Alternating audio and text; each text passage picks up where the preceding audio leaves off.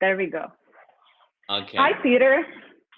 Hi, Nikolett, and hi everyone on my channel. I'd like to introduce you all to Nikolett Erdelyi. She's a letting go specialist, and she's lived in the States for quite a few years. Yeah, Nikolett, can you please tell me a few things about yourself and how long have you been living in the States? Oh, yeah, for sure. So, hello, everybody, first, and thank you so much for having me in this conversation. Yeah, I was living in the States for like 3 years, basically, but I was back and forth.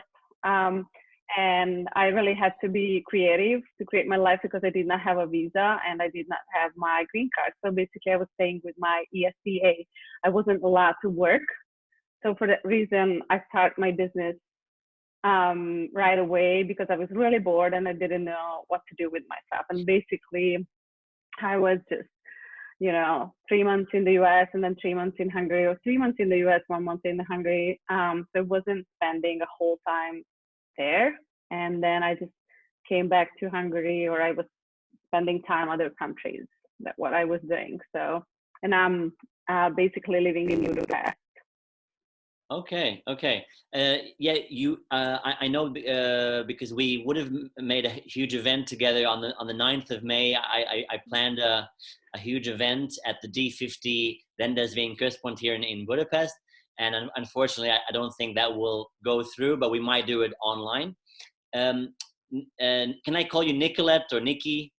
Oh, yeah. So thank you for asking. I'm so grateful because most of the people call me Nikki and I hate it. Like, I'm Nikolett. Yeah, thank you. Thank you. Okay. So Nikolett, how did you meet with this letting go, the master, or I know you sent me a link about the person who teaches this in the States. How did you come across this? Oh, so basically in 2015, I had a serious accident and I was about losing my left leg. And I saved it from amputation. I didn't know back then what I was doing, but I had a few days when it was really critical for me. And spending time in the hospital and didn't know about anything. I never do any self-help stuff before. I was really a bad person, meaning I hated my family. I thought everyone's fault what happens in my life, and I was, lack of money, lack of happiness, lack of all. And then I was in the bed, and one night I remember my doctor came by and he was like, your leg is smelling. You don't really have more time. So basically, tomorrow morning at 8, it's your time. We're gonna go and we're gonna do this. I'm like, all right. Oh my god. And what happened was it was really interesting. I was in the bed for that 12 hours and just going through my body, going down there, trying to heal from inside. That was the first time that I did something. Like I actually did something for myself. Wow. And I asked my whole family just leave me alone. And I just wanted to spend that time, the last couple hours by myself. And I remember once when it just came to my mind, I'm like, you know what? It doesn't matter. Like, I can't really do anything about this now. So I'm going to be fine with the leg or without the leg. I do have a life. I'm alive. And I didn't know that happened, that I let that go, my want, my attachment to having a leg. Because when you basically arrive to the space where you're good with everything, you allow both sides. You're not in a polarity. Polarity. Polarity. It's not good or bad, right or wrong. You are just like, okay, anything comes, it's fine. And so I did that. And I felt some peace inside that I never ever experienced before. Okay. And basically before the morning my doctor came into the room, I was just like so calm and peace. And I didn't care. I wasn't nervous. I wasn't stressed. Wow. And then they came into the room. They opened my wound and they said, like, what happened? I'm like, sorry, what did you do? Like, what? I think I just saved my life from amputation. And then he said, I think you did. So they basically ran, did another blood test. And in like an hour, we find out everything is fine. My infection is gone and I'm fine. And Wow. they don't do the surgery. So that was my very first time when it's because letting go is your natural ability. It's not something that you learn. It's not someone's belief system. It's not a spiritual stuff. It's Uh-huh. just within you. And when we forget about that, because we live by other people's point of views, we try to fit in boxes like parents, friends, society, all this stuff. And when Program. you, yeah, and when you find, you know, you can let life come to you and you don't stop it, you don't resist it, you don't um,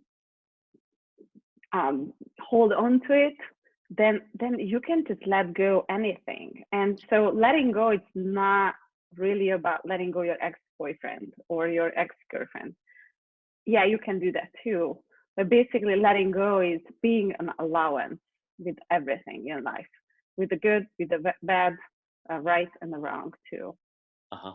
So, Nicolette, you mentioned there was because of my channel, I have a very mixed thing with spiritual things. I have Lao Tzu, Taoism, Buddhism, money. I talk about money, Airbnb, and investments as well. You mentioned about there was a time when you weren't worried, or you had very little money and things like that. So what does it mean for you what do you suggest now for people who have to let go, like they're basically forced to let go because of this hard situation of letting go of income, money, and fix things that we were used to up until now? What do you suggest for them? So basically, I can just go back to my accident again. So when I had my accident, I lost my job. I lost my money. I had like 5,000 forints in my wallet, which means it's like $20 basically. And I was really, Uh-huh. oh, sorry, the internet is so unstable. So I had really few money, and my parents wanted me to move back, but it felt so heavy to me. I kind of knew I will never moving back to my parents' house because I'm gonna die, not from my accident, but from living with them. And I love them.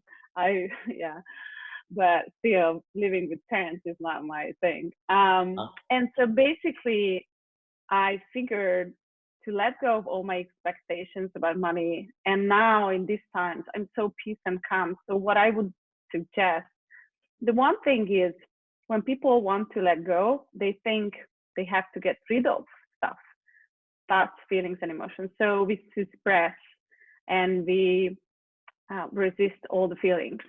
So the first thing which I would suggest to everyone, is really easy to do, Yeah. is looking for the feelings that we have about money.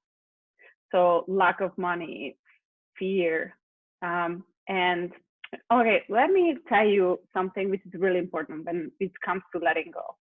So basically, when you have an outcome in your life, before the outcome, you did something. So you have something, act. You had an act and you acted some way, and then you have your outcome. Okay. But before you act, you have something else, which is your feeling. You have some feeling, you can have like fear, anxiety, anything else. And then because of that, you act somehow. And then you act and you have your outcome. But before you have a feeling, you have something else, which is thoughts. But you have billions of thoughts all the time. Like they come and go, come and go. And when you come, some thoughts come into your head, and then you have your feelings. Then you go and you act somehow, and then you have your outcome. So if you want to change your money situation, you have to let go of all of your feelings, because you can't let go of your thoughts because there are like billions of them. So it's too much time to deal with them. But then you have your feelings, and many feelings is attached to other life, like part of your life. It could be fear about relationship, fear about money, fear about society, fear about anything.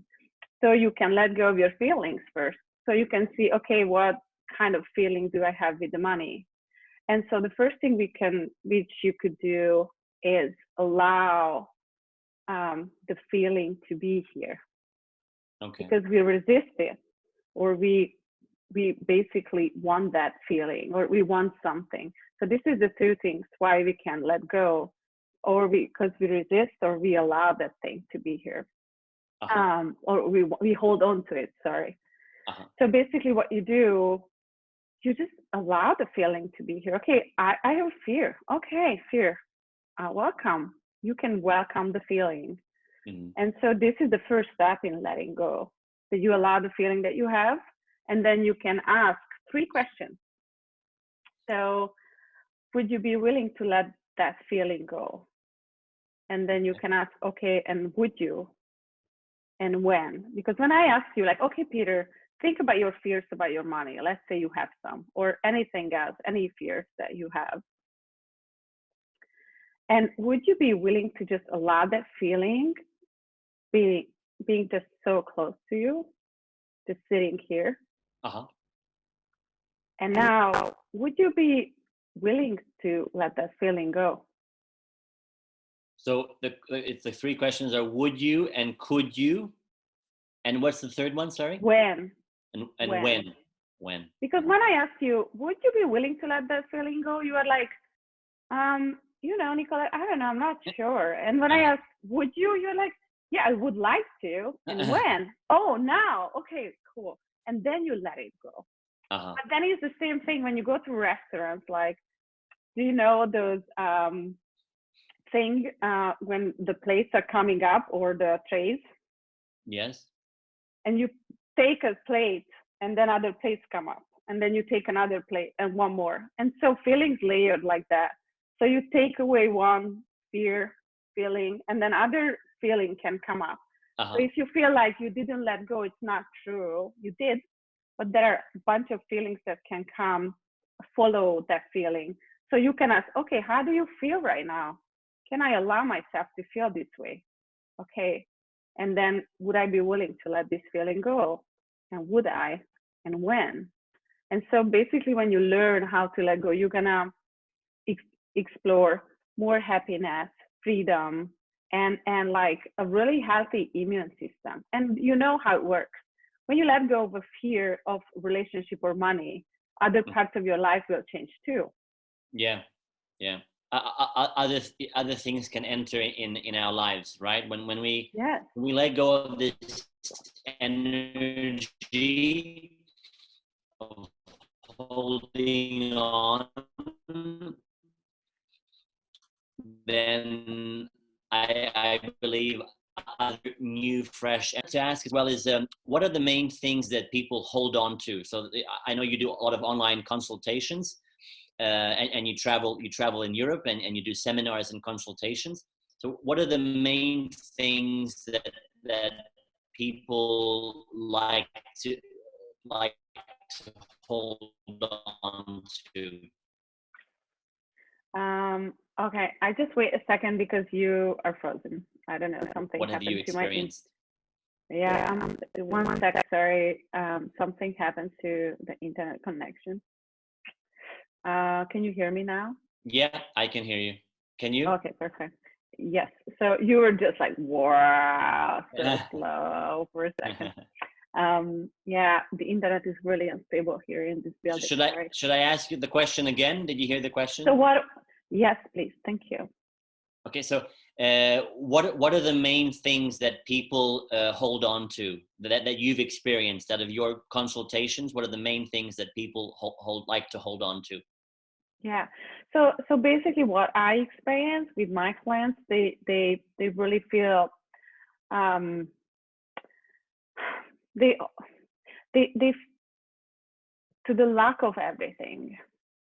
So they think they don't have a choice, which is really interesting to me. And so when we go into the core of these things, we always realize that they have a bunch of patterns which they get from someone between 0 and 7. So these kind of patterns that they hold on to are so basic for them that, let's say, I tell you one example. So they think, okay, they don't have enough money, and they have this pattern from childhood. So they get from someone between 0 and 7, and so they want to start a new life in like 2020 gonna be my best life ever. So they do this decision. They start their life from scratch, let's say in January. They have new choices, and they experience this conflictual universes. So what happened to them? They have their choice that they're gonna change. They start to make more money. They follow their knowing. They follow their truth. They go for it. They do stuff, and then they experience, oh, the washing machine broke down. Oh, I just got another bill from someone. Oh, and they realize, okay, I can make more money. This is not for me. So they give up on their choices, but they don't know what happened. And so what happens to them is that they have a new choice that they want to change their life, and then they have this pattern, and basically the two things causes a conflictual universes. So in my experience, and I have my own method called letting go method, it's based on these basic patterns that they have from childhood, and it's actually unknown. Like they don't even know that they have those patterns, and it's really cool to experience with them through like meditation. And I have them get through them, and they realize and they find out sometimes they got those patterns when they were inside their mom before they were born, because the mom was worried about the money thing, or they experienced lack of money, or they were worried. It's really, really interesting. So that energy that, let's say, when we were little babies inside our mommy's tummies, then, and if our mothers were worried about money, or they were panicking, so you're saying that worry and panic that energy can go over to the child, right? Oh yeah, for sure. And so until we got to the 7th, we basically mimicking anything from everyone. So we got our base, and then from 7 we start to function from those reference points. Okay. Which we can say habits, we can say patterns, we can say any words, we can use any words. It's different in any methods, but yes. And so now in this time, if you have any fears or any like trigger points, you should looking for your main patterns that you have, because it's not just you. One thing is you're so aware, like you're aware of everyone around you. Basically 99% of your thoughts, feelings, and emotions does not belong to you. You are like a sponge walking around the world and picking up on other people's thoughts, beliefs, and emotions. And then you have a best day ever, and then you just 9 o'clock drinking your coffee, and you're like, oh my God, I have a terrible feeling. What's that feeling? Oh my God, I'm so scared. I have this fear about the money. And it could be other people around you, which you could let go, of course. Just like standing back to the sender. So you can ask, okay, who does this belong to? Is it mine or someone else's? And you can get an awareness, is yours or someone else's. If it feels heavy, it's not yours. If it feels light, it's yours. So basically you can just, if it's light, you can just send it back to the sender. Or also you can ask some question from you. It's like, okay, is this the first time that I experience this fear? It's like, oh no. And you can just see your timelines. Like, when was the last time I had the same feeling? And you're like, oh my God, I had this feeling 2 weeks ago, and 2 years ago, and 4 years ago. And then, okay, when was that before? And you're like, oh, I had this feeling when I was 16. It was a different event, but like the same feeling. And then you can go back, okay, when was the very first time in my life that I had this experience? And sometimes my clients find out that they weren't even in this planet. They, and that feeling. So that's why it's so important. Don't deal with the thoughts, because those are not yours. You should deal with your feelings, inner feelings that you have inside, and you can let those things go, and that's how you can be free. And when you let go of something, you always let go for the better. I tell you why. Because if you let go of something, you're gonna get three outcomes, only three. So you let go and you can get whatever you let go of. Or you don't, but you won't care because you let that go. You don't care anymore. Or you can get something even better. Mm-hmm. So why don't you just let go of anything? So, Nikolett, you said that 99. Did you say that most of us are 99%? We live other people's feelings and other people that are around us, their emotional and their feelings. Is that what you said? So I said yes. I said that 99% of your thoughts, feelings, and emotions you experience, it's not belong to you. It's belong to other people, but you think is yours because you buy them as yours. And so the problem with those thoughts and feelings and emotion that you can't change them because something is not yours, you can't fix it. You can fix only those things that is belong to you. Mm-hmm. And how does one become more aware and decrease the 99%? So it's one. Yeah. 1%. Yeah, it's really simple. So basically you use the tool, it's called Who Does This Belong To? That's the name of the tool. So you can ask this tool, it's an access consciousness tool. If you guys are curious, you can just go to accessconsciousness.com and you can check out those tools, really awesome. Okay. So you ask yourself, like you have a thought, right? Like you're, I don't know, washing dishes and you have a thought, oh my God, I am out of money. And you're like, okay, who does this belong to? Is that mine or someone else's? And if it feels light, then it's someone else's. Mm-hmm. When it feels heavy, it's okay, no, sorry. Oh my God. Okay. So when something feels, I give you an example another way. So when something feels light for you, it's true for you. When something feels heavy for you, it's not true for you. It's a lie. Okay. So what do I mean? When something is true, your world expands. You feel like you can breathe. When something not true for you, you are like, you're just going like this way.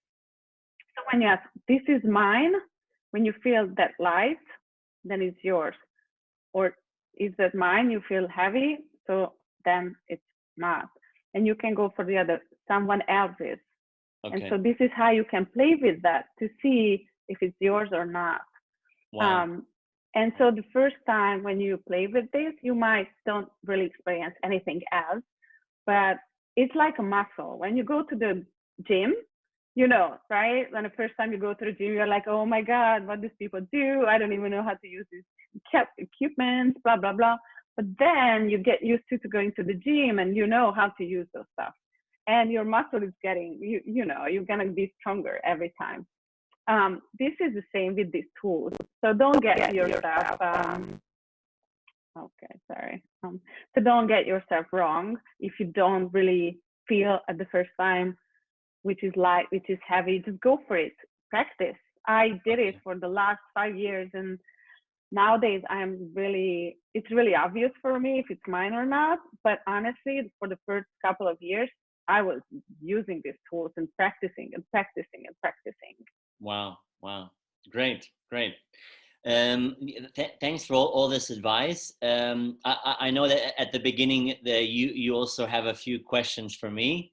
Yeah. So I'm here and I hope all my listeners and both of our listeners and both of our channels can get some useful info from us. So I'm here to listen to any of your questions.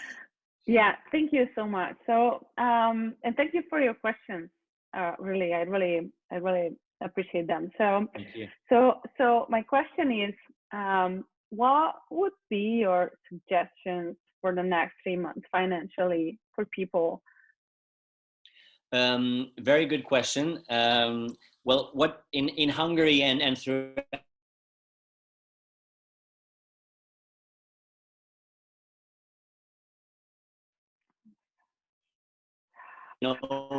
in Italy and Germany and France, the countries now, because it's very hard to go out. It's very regulated to go out on the streets until the 10th, 11th, or 15th of April, or the end of April. For people who have businesses or who are renting or paying rent for a business, or they're renting out their flats, I recommend waiting for the next two weeks until this finishes, and try not to try as possible to negotiate and not try to keep as much money as they have with them, to have some reserves for the next 2-3 months. It might be a very harsh 2-3 months. As you know, I have a hotel for August and September, which is great news. So there are Italians and Spanish people who are booking already for August and September. But yeah, basically the next 2-3 weeks, if someone can just be patient, because now the information that we will have in 2 weeks, things are changing right every day, and the information that we will have in 2 or 3 weeks will can be a huge impact on a business, for example, surviving or not. Because I know a few hotels, they said, okay, here are the keys, we give back the business, and they closed down completely. But if they had waited 2 weeks, maybe they could have kept their businesses. So yeah, that's my biggest advice, is to wait now without doing anything, and just patiently and firmly wait for these 2-3 weeks. So would you recommend people to do short-term rent if they have an Airbnb unit? I would recommend long-term. So I put up some of my flats for rent for long-term, for students and for young couples, and I am getting a lot of requests every day. I recommend, so the long-term rentals have gone down in price, about half. So whatever was, let's say, 700 euros a month is now like 400 euros. Oh, okay. I just saw a bunch of Airbnb units being released for long term, and I saw that they are cheaper, but I didn't know that all the long term apartments dropped down. Well, yeah, because some people who only have one flat or have one investment apartment, they obviously they would like some income for the next few months. So there's around 6,000 flats, or there will be 6,000 flats for long-term rental in the next few weeks on the market. So and I think this the same thing with Italy, with Germany. So this is a worldwide thing. It's not just for Hungary. Oh, okay. So is it the time to buy a new apartment? Yeah, this was I had a seminar yesterday on my Facebook page. It's the time to negotiate for sure. So if a flat is 100,000 euros selling price, then it's easy to say I only have 80,000 or 90,000, and I think a lot of people will accept. So we're in a time now where you can bargain, you can get good bargains, good discounts. Yeah. Wow, So thank you. It's a good time to buy, or maybe wait a few more months, and then it will probably go down even more. Wow. Thank you. And I have another question for you. So I am planning to start a new business in this time. I really do have a point of view that so you can be a winner this time, or you can be a loser. And as I saw in 2008, all those really awesome creative ideas came out after the recession. How do you say that in English? I don't really know. The crisis in 2008. Yeah. And all those new startups, I really like to read about those times from San Francisco and, like Silicon Valley stuff. And I was just wondering, what do you think? Is that a good idea to start a new business in this time? I definitely think there are a certain amount of businesses which would be a great time to start. Gandhi said about 100 years ago that in the darkest times, the smallest light, it appears like it's huge. You know, the smallest light will outshine the sun. That was the exact quote that Gandhi said. And if we translate to business terms, I definitely agree that online business, any kind of online businesses and that try to help with our next 6 months will definitely be a big business. I think health, right? Everyone is pharmaceutical companies. They're earning billions of dollars now, and any kind of food, online food and health products and positive thinking. So I think there's so much fear and panic in people's minds at the moment. I feel. So anything that's positive and mixed with online, I think it would be, it's a huge potential there. Yeah. Wow. Thank you. Yeah. This is my point of view as well. I really do think that it's time for the cool stuff. Yeah, because people were seeking for new methods and new tools they can use in their everyday life. Yeah, I had a few conversations, and my thoughts about people who are graduating now or in the next 7 years. I mean, universities, we're not really going to have universities in the future, maybe just for doctors or lawyers, but even law will change. The way we sign contracts, make contracts, it's changing now already. Doctors as well, more or less everything will be robots and computers. So I think in the next few years, just certain amount of, for example, coding and programming, IT stuff. So there will be short courses on, let's say, 6 months to 1 year, like maximum 1 year, which is just one single topic. So anyone who can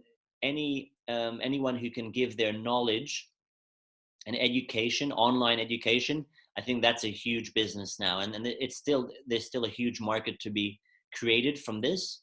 So in the future, I don't think universities will be very efficient, or they might not even exist in the future. Everything will be online most likely, and just a few courses, like individual courses, 3 months, 6 months. You'll have your degree in 6 months, for example, like full-time degree. And then you'll be able to work with your knowledge on that course.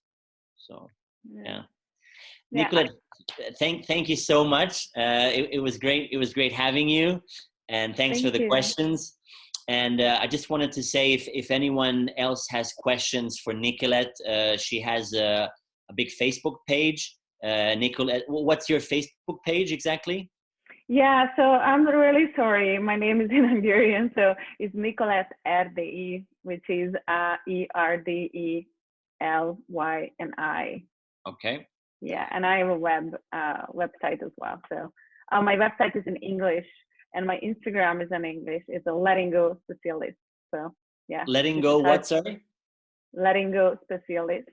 Okay, letting go specialist. So I'm going to leave your link in the comments below. Okay, so people can find you. And if they have any questions on YouTube, this video will be on Facebook and YouTube. You'll be able to check it out. Okay, thank you everyone, and enjoy and take care for the next 3 months. Look after your health and take care. Thank you very much, Nikolett. Thank you so much, and bye. Bye.